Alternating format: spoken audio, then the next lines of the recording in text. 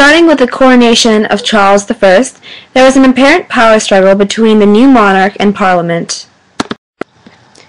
Charles came to the throne amid pressure from English Protestants for intervention against Spanish and Catholic powers in the religious wars raging in Europe, also known as the 30 Years' War from 1618 through 1648.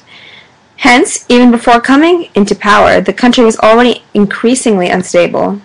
The reign of Charles I only exacerbated the situation in the country.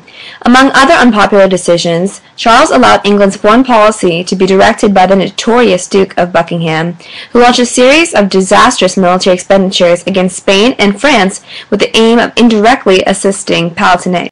It should also be noted that Charles's sister, Elizabeth, had only recently married the Elector of Palatinate before the Duke of Buckingham had launched those attacks. Thus, we can conclude that there might have been some personal motives for Charles to appoint the Duke of Buckingham as the chief minister of foreign policy.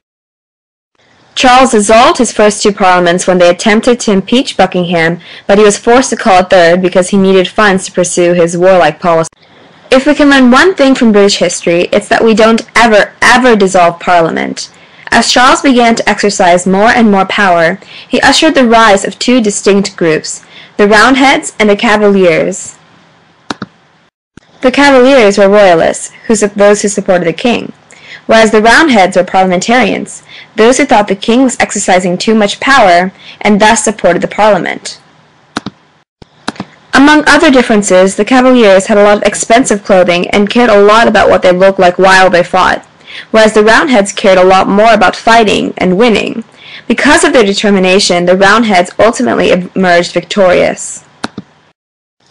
During the Second English Civil War, dating from 1648 to 1649, Charles was ultimately captured, tried, convicted, and executed for high treason by the Roundheads. Being that they were extremely strong Puritans, the Roundheads set up a religious Protestant commonwealth headed by Oliver Cromwell, who appointed himself Lord Protector. Thus, following the execution of Charles I, the monarchy was then abolished and the republic called the Commonwealth of England was declared.